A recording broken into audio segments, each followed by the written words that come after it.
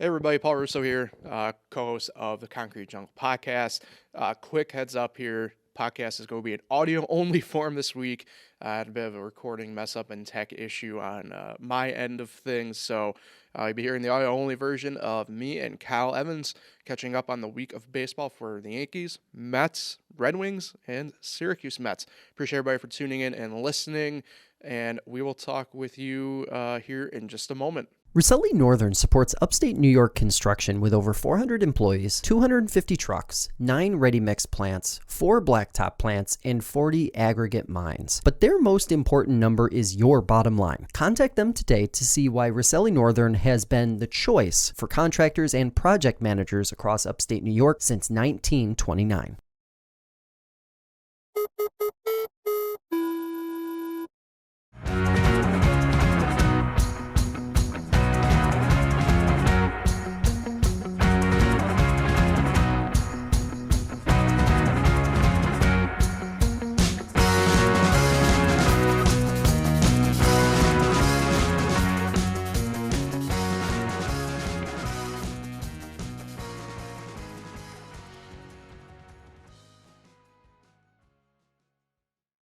This podcast is also brought to you by Lil John and Barbie Orthodontics. Dr. Lil John, Dr. Barbie, and their outstanding orthodontic team share a common goal to ensure the overall wellness of each of their patients through their exceptional orthodontic care. You can check out Dr. Rod and Dr. Liz online at liljahnortho.com.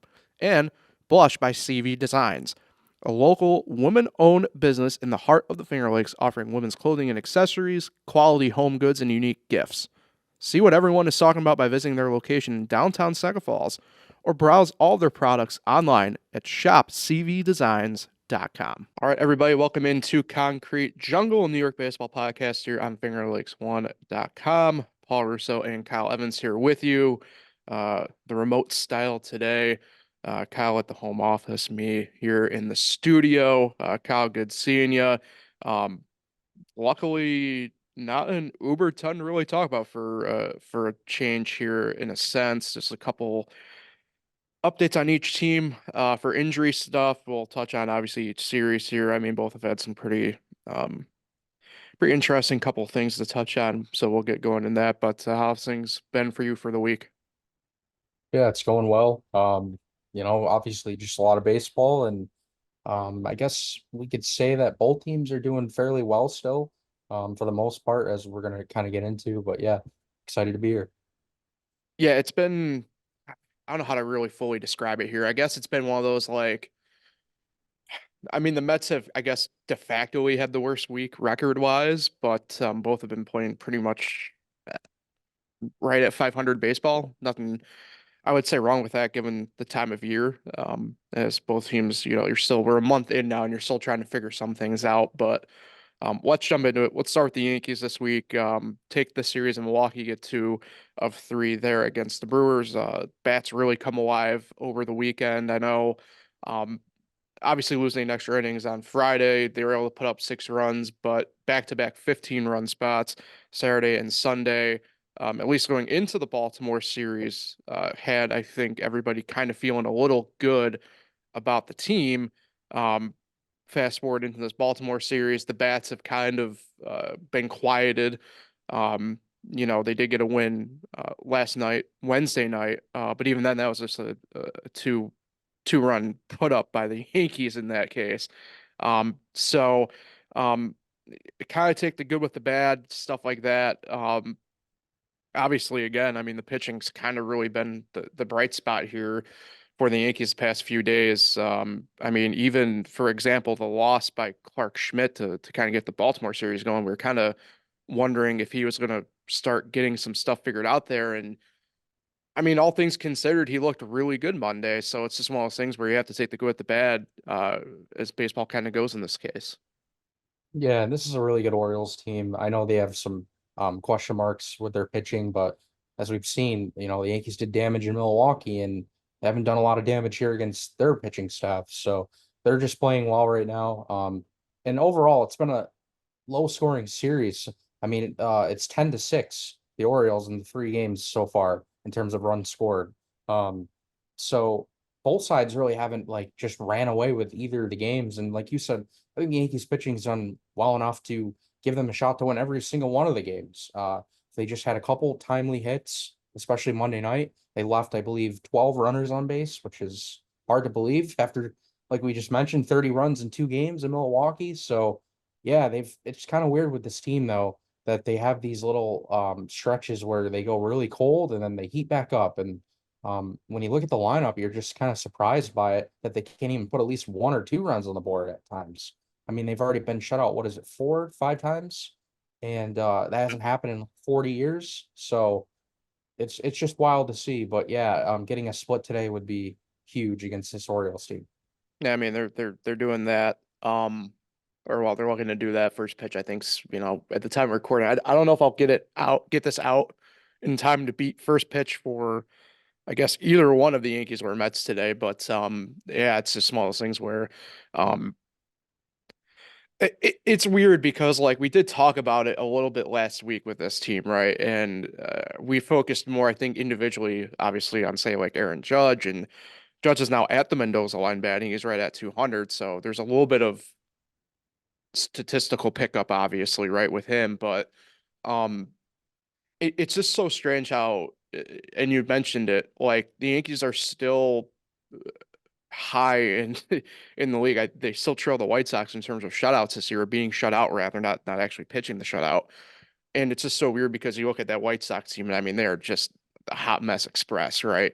And this Yankee team is not that. So I think it's a little bit maybe we did obviously talked about a ton last year because obviously of the batting coach situation, right? Mid-season turnover there, and then obviously off-season turnover as well uh, with the team. And maybe it's just a little bit of them just trying to get more at bats too and stuff like that. But um, as long as the pitching stays the way it is right now, giving the Yankees an opportunity um, each game, as it has been at least the past, week or so here, it's tough for me not to feel like the Yankee batters will have their opportunities to get it going, right? Like the more pitches you see, the more at bats you have, the better off you're going to be no matter what. And as long as the pitching still maintains what they've been doing, I would imagine stuff will become more consistent as we get going here through the month of May. Yeah, they played 32 games before the season started. A lot of people question their pitching. I mean, I know I was one of them, especially the starting rotation. Me too. And yeah, and they've been a great surprise, honestly. They've, a couple of stars have had some rough, outings here and there, but that happens with every club. So I've been more than impressed. I agree with you. And I agree. Aaron Boone was asked about this too. He says the same thing. Like, there's no way this is going to continue at this rate with these amount of shutouts, with this kind of, offense and lineup that they have. I mean, look at last year. Like I've told you the last podcast, they didn't get shut out till June with that team from last year, and here they've already been shut out 4 or 5 times. I should look up the number so I don't keep saying 4 or 5 times because I need to know the number. But I I'm believe, pretty sure it's five at this point because I think it was four last week. So yeah, okay, yeah. So like I said, yeah, I think they'll start lowering the shutouts a little more, and I mean, at least just get 1 run on the board. Like if you're gonna lose a game here and there, and I think the most encouraging part is every game has just been close, other than that one like outlier in Arizona when they lost seven yeah, zero. But every game has been like decided by 2, 3, 4 runs, and that's just great to see that they're competing till the very end. yeah. I mean, it'd be different in my mind if it was like the Marlins situation last year, right? How they were the most, the first team MLB history historic wise to win the amount of games they did in one run contest, for example. But I don't think we'll see that obviously this year with the Yankees. I think we're talking about two very different teams in that sense. Um, I mentioned Clark Schmidt, but Luisio I was really impressed with again yesterday. I mean, I I know Rodon's going today, this afternoon in the fourth game of the set, against Baltimore. Nestor looked, I thought, really good again, the other night as well. It makes you feel, I think, as a Yankee fan, really, really good, given the fact that we're still at least a month away from Garrett Cole. Um, Obviously more than that from the major league level, right? I mean, we'll touch on him again here in just a second, but And then obviously, lost in the shuffle here that we haven't talked about a ton this year, has been Marcus Stroman. He's been really good as well for the most part. So it's just one of those things where, we keep harping on it here, but it's true. I think as long as this pitching really keeps going and does what they've been doing, it's hard not to imagine at least the Yankees kind of keeping themselves in contention when the bats are quiet, or at least kind of being, I guess, as oh, what's the word I'm thinking of here? Bipolar of sorts in a sense, right? Where it just the ebb and flow kind of gets to them, and uh, they just kind of stay in it. Yeah, I mean, I would sign up for 20 and 12 all day based on Yeah. how a lot of guys have struggled. You mentioned Aaron Judge. He has had some games now recently where he's looked good, and then this Baltimore series is kind of like, yeah, back to kind of where he was. And Gleyber Torres hasn't homered in 52 consecutive games dating back to last year. Continues to just really not do much at the plate. He did have a nice game in Milwaukee, but again, nothing consistently. And then I know you were going to get into it, but I kind of want to spoil it now. Not having Alex Verdugo in the lineup the last few nights has been a big deal because he's been one of their hotter hitters. And, Oswaldo Cabrera had that huge hit last night, which is great to see because he's kind of cooled down. And they got to get Anthony Volpe going too again here. And I'm not sure Boone's kind of been asked about it. I'm wondering if they should probably move him back out of the leadoff spot. He just seems like he's got too much pressure right now. And you know what? I would kind of roll, to be honest, with Alex Verdugo in the leadoff role until maybe DJ gets back. He led off in Boston. He's been getting on base. He doesn't strike out a ton. He's not very fast, but he's quick enough. And I don't know. I kind of like that option, and maybe I would try it and see how it is if Volpe continues to struggle. Yeah, part of me wonders if this is kind of today because I saw the lineup, and obviously Kyle Brash is starting for Baltimore. It's his first start in, is it over It's a been a year, while. right? Like, um, and part of me wonders because Volpe's down, I think 262. I saw his average is at now, and yeah, part of me wonders if it's so much the fact that Verdugo back in the lineup officially today for the first time in a few days. And we'll get to that obviously in just a second here. So I wonder if it's kind of not Volpe's last chance at the leadoff spot here for a little bit today, but kind of a case of like guy who might have the jitters back for the first time in a while. You're at least getting in essence the most at bats of anybody in the lineup. Maybe that's kind of the case. I don't know. I don't. Maybe I'm reading too much in between the leaves a little bit on that. Yeah, when he first moved into the leadoff spot, I believe it was right around the Cleveland series. He came out swinging real well, and all of a sudden he's hit that stretch where I think he knows other guys behind him are struggling, and I think it's just a mental game with him. I think he's just doing too much. You look at some of his at bats, his plate discipline it wasn't as good as it first was in the beginning of the year. He's just swinging at a lot of pitches outside the zone, and I think pitchers are realizing that he's chasing a lot, so they're just throwing him a lot of stuff low and outside, and that's where struggles are kind of leading to. He's not staying back on the ball and just trying to make contact, I think. And I don't know. Like I said, I think it's just all with pressure. And if it continues to happen, I know Boone said he doesn't want to make a change, but just like he did with the cleanup spot with Rizzo, I know he's back there just for today, but moving Rizzo was a great move by Boone, I think. Just dropping him down a little bit because he seemed like he was pressing a little bit. And then we saw Milwaukee got his power back, and he's starting to hit again, and he got player of the week on Mondays. So yeah, I just think some lineup adjustments. I know Boone said he doesn't like to do it, but I mean, I think it's the right move, honestly. And you know how much we talked about last year. Boone constantly changed the lineup. We even mentioned that. We're like, why does he keep messing with the rhythm of the team? Not going with the same lineup. Where this year, it looks like the Yankees have changed their philosophy where they are rolling with the same lineup and they refuse to make changes, and they don't really rest a lot of guys anymore either, which is great to see. Yeah, it's one of those things. So let's kind of get into a little bit of that Verdugo back. He went right as we were talking on Monday, me and you in person. And I was like, looks like the Yankees might have found their cleanup hitter for the year in Verdugo. And but congratulations are in order. Paternity list for him. Was back with the team last night, back in the lap today. He's going to be in the 6 hole. So part of me is just kind of like, they're probably protecting him a little bit. I have an Obviously, update. not seeing anything. Oh, go ahead. So he's actually hitting, not clean up today because apparently he didn't get until 7 a.m. this morning. Oh, wow. He had a late night and I guess not much sleep. So Boone just wanted to play him today, but not put him in that, cleanup spot. Yeah, so definitely hiding him then a little bit there in that case. Uh, Good news on the DJ LeMahieu front. Sounds like we're inching closer to a new rehab assignment for him in the coming days. Reported back to New York on, I believe it was yesterday. Things are sounding positive for him as he comes back with his foot issue. So sounds like we got some good traction on that front. John Birdie began his rehab assignment, was with Double A Somerset, has been out though the past couple days dealing with some back tightness issues. Aaron Boone said that he's hopeful that he'll get playing today. I didn't see a lineup for Somerset though. Yeah, he will be Before I back. did. Boone just said.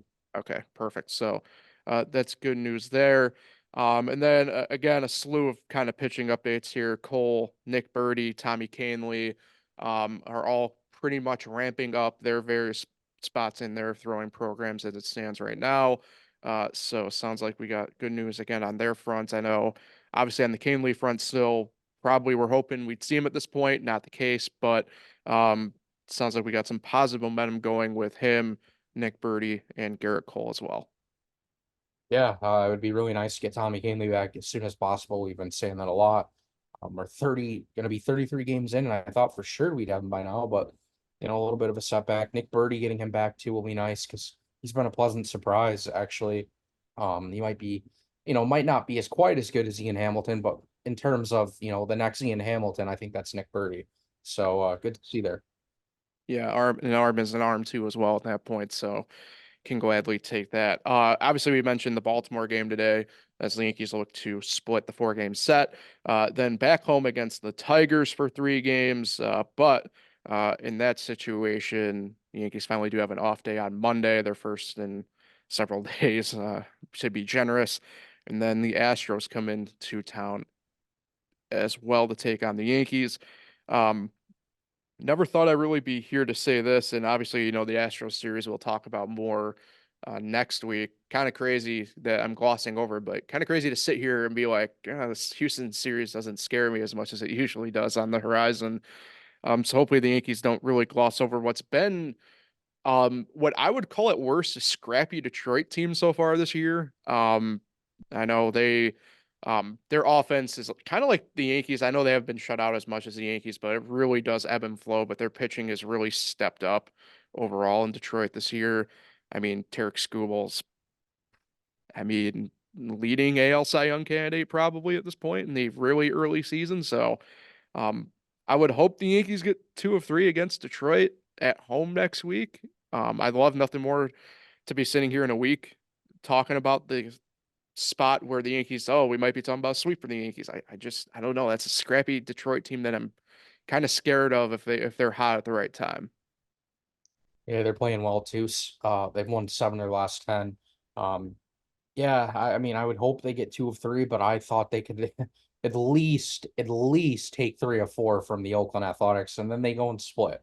I know the Athletics have been kind of surprising. They beat the Orioles too, but I mean, those I know we didn't really touch on it a ton, but those are the kind of series you cannot lose. Mhm. I don't care if it's April or not. I mean, these with this Baltimore team, these every game is going to matter at the end of the year. It might be like a 1 or 2 game separation with these teams. That's why splitting today too with Baltimore is so huge, because you don't want to lose a series and to the Orioles, your AL East rival. I guess I would call them their new rival now. Toronto's not really that good. Tampa Bay is not good. Boston's not good. So yeah, I think the Orioles and the Yankees will be the 2 rivals in the East right now for a few years. Yeah, I mean, I'm kind of intrigued before we jump to the Mets here.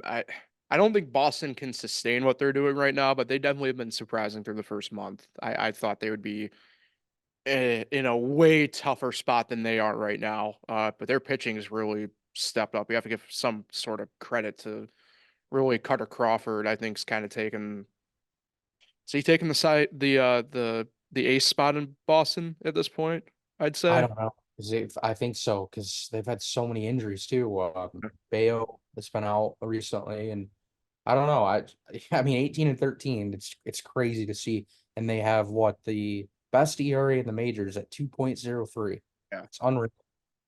So I think it will be definitely agree. I think by the time the end of the season comes, 2 horse race in the AL East. But uh, man, if Boston can even keep that going into June a little bit, I would imagine they become buyers at the deadline rather than sellers. So we'll keep an eye on that though. That's several podcasts down the line.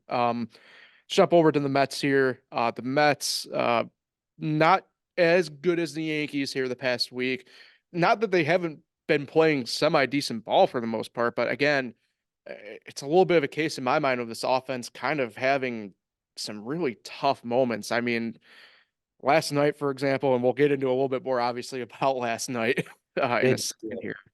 But look, it was a 1-0 game last night against the Cubs, for example, right? And you kind of have to wonder a little bit, where's the offense to a degree, as we wondered. And I know we go back to that Detroit series, they had a ton, but it kind of creeps up a little bit. Um, they've had some good moments though in the past week. I don't want to act as though it's not been the case. Starling Marte goes on the bereavement list. Mark Vientos gets called up for the first time this year, and now subsequently been sent back down. But Vientos steps up with a clutch few days for the Mets in that lineup.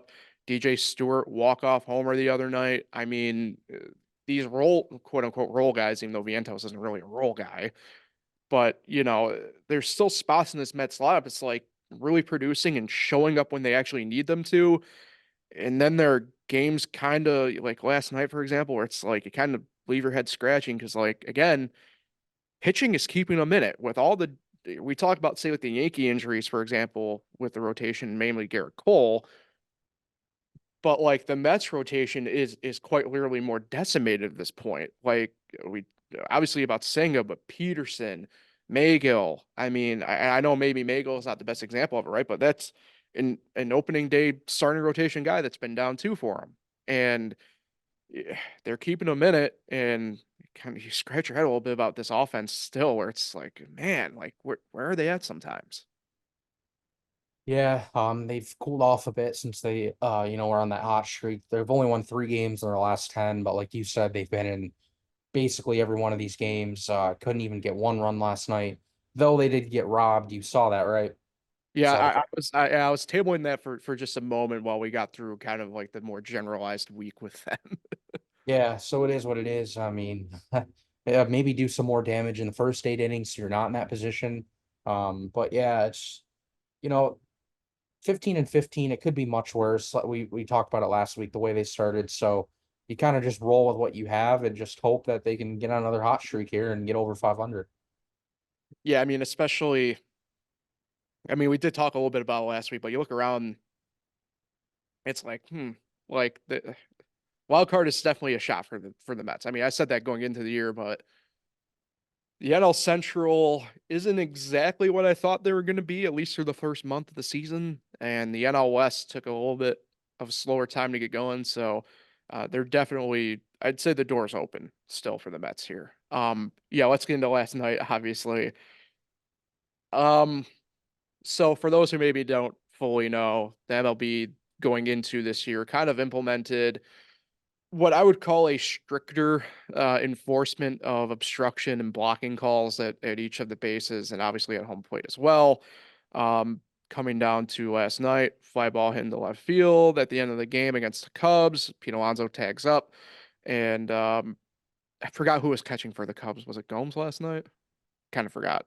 But either way, um, throw comes in, and at least to my eyes, it appeared to be a blocking and no lane available to Pete Alonso coming into home. Play gets sent to review. Call was confirmed as an out still at the end of the day, and we also have a peak hot mic moment as well to really signify the play as well. If you want to go and see that, you can with Mendoza. Uh, I don't know, man. I thought it was blocking. I was kind of surprised the replay confirmed it, not stand, but confirmed it as a normal out.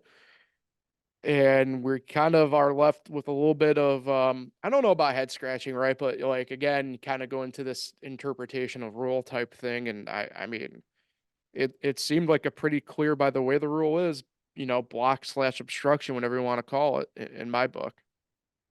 Yeah, but I also thought, I don't know, I'm gonna go watch it again. I've watched it a few times, but am I not the only one that also thought he was safe, that the tag missed So before I the I finger thought touch? that I thought that too on first watch, but They reviewed both. They came back and reviewed both. They said the runner is out and there was no blocking.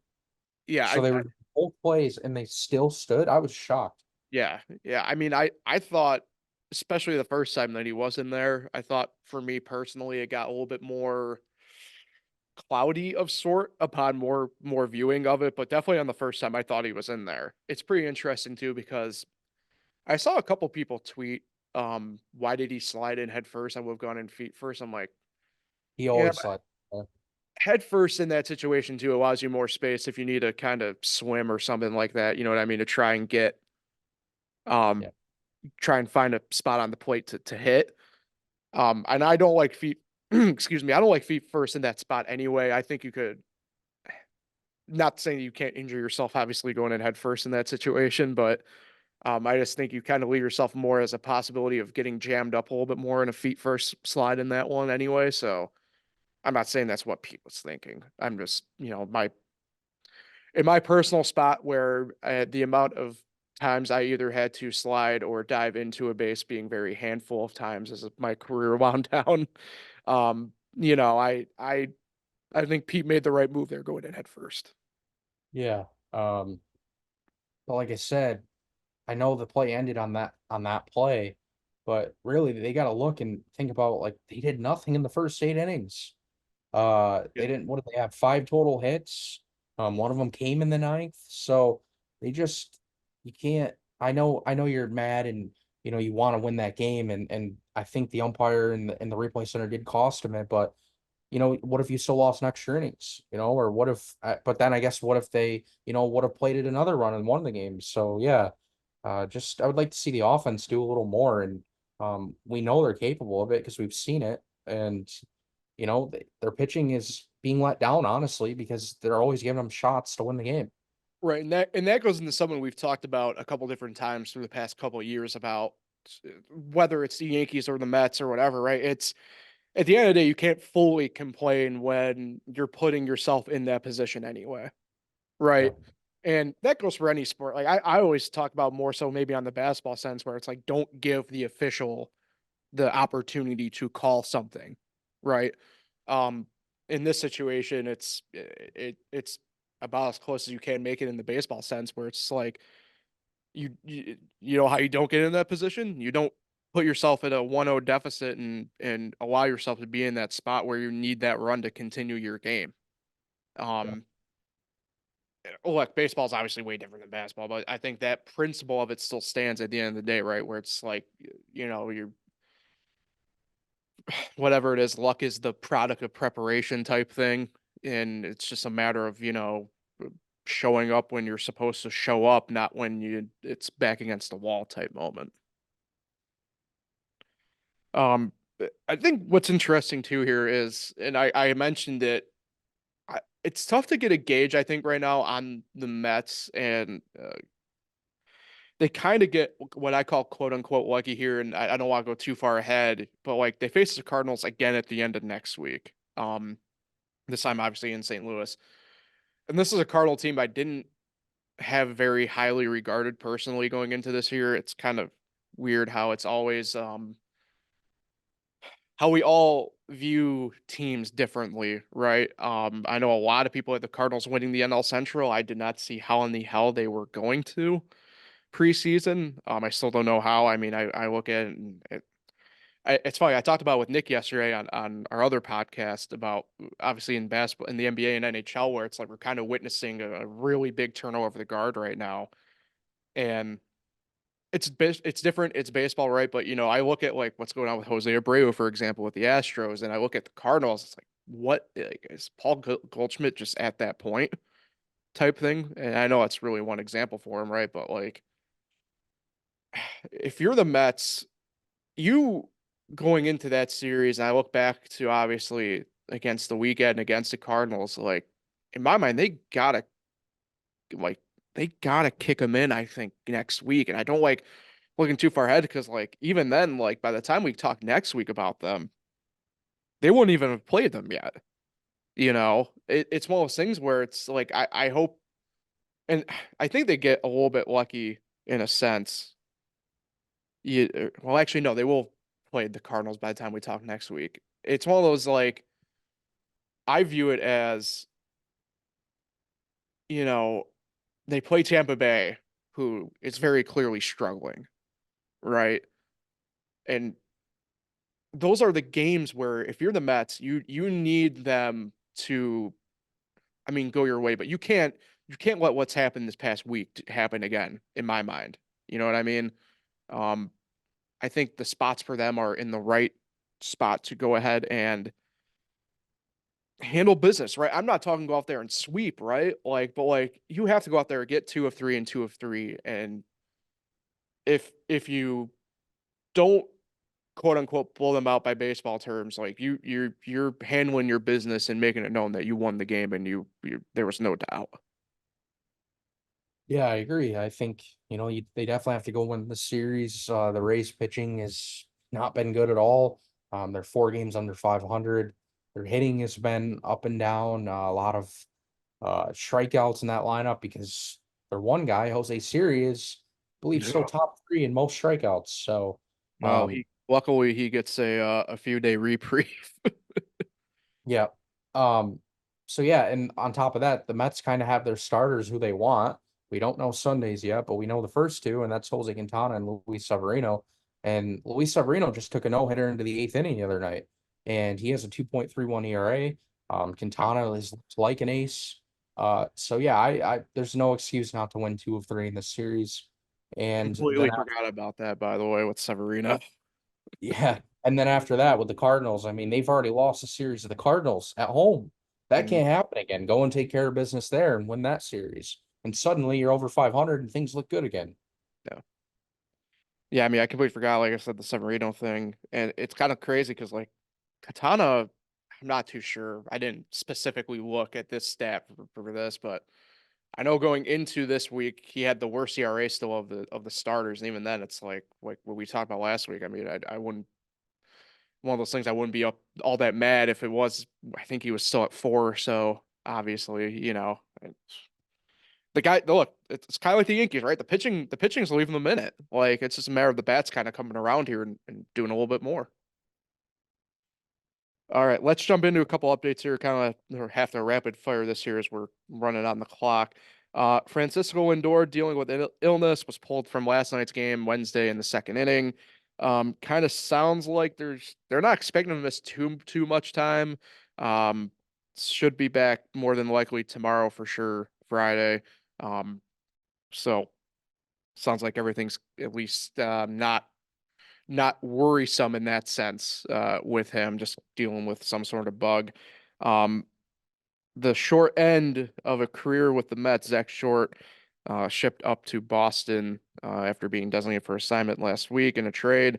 I already mentioned Starling Marte back from the bereavement list and Mark Vientos option back. Kodai Senga faced Bears for the first time on Monday, so good to see that he is wrapping up his progression as well. David Peterson is rehabbing with St. Lucie. Tyler Maygill beginning a rehab assignment with Brooklyn. And then Drew Smith and Brooks Raley both are beginning their throwing programs as they build back up. However, Drew Smith actually still dealing with some inflammation in his shoulder. Not stopping him from throwing at the moment, but the Mets are monitoring. I know Carlos Mendoza mentioned he had another MRI earlier this week to kind of keep a tab on that. Oh, Kyle, you're muted. I don't know how that happened. I was just saying I have a an idea of what the Mets can do with these couple injuries here. Have Uh the, at it. Yan- the Yankees can DFA Michael Tonkin, Oh, no.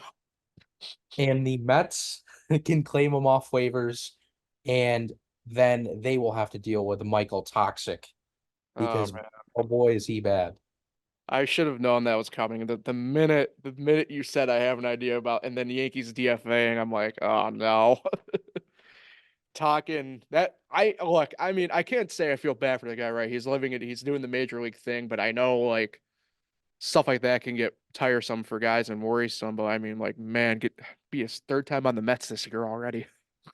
It's crazy. Yeah, and the Yankees will have to open a spot for Nick Birdy soon. So I mean, it That's really a is good possible. point. So Uh, we'll see. yeah. Kind of already mentioned the other series. I like I said, I think the Mets get the 2 of 3 against Tampa. I think they get the series as well in St. Louis. I just have a tough time believing that the bats just go as quiet as they do for an extended period like that. And I just think it's kind of the same thing with the Yankees. I mean, as long as the pitching is keeping them in it, I have a hard time believing that they'd really lose either series at this point.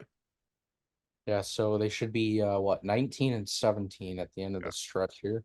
And if it's any worse, that's honestly not even acceptable. Like we just mentioned all the reasons why they have to take care of business here. Yeah. All right, we got a couple of minutes here before we get out of here. Touch on the Red Wings and S Mets, both playing each other, obviously, this week up in Rochester Innovative Field.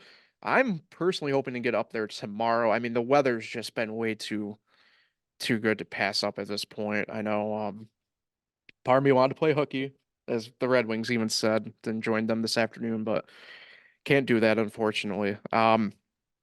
So Syracuse sitting in third in the IL East.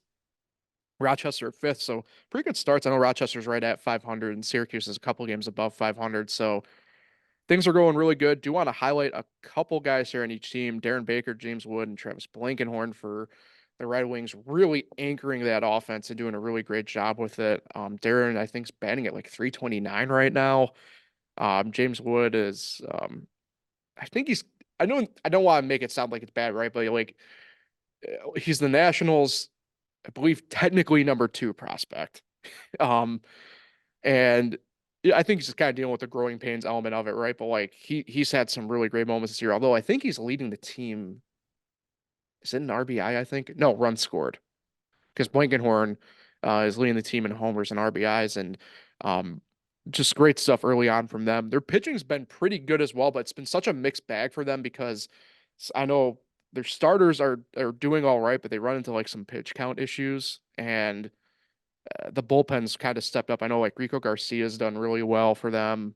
Spencer Watkins, I think, is leading the team in ERA as well at this point, and he had the first quality start for them last night of the season, actually, even so. Great job by him for the Syracuse Mets. Mark Vientos, I know, shout out to him. I know he's obviously uh, had the cup of coffee with the Mets already this year, but leading the team in RBI for the Mets. And then Ben Gamble leading a ton of offensive categories for the SMets. I mean, a guy who he probably fits the bill of like that Rafael Ortega role.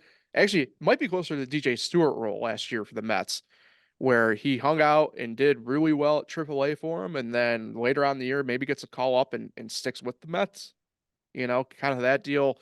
And then one pitcher shout for Syracuse, Christian Scott. I mean, really well. I know there's a ton of other guys for the S Mets this year pitching wise, but Christian Scott, it's done really well. I mean, Vassell, I think Vassell's even starting today for the S Mets against Rochester.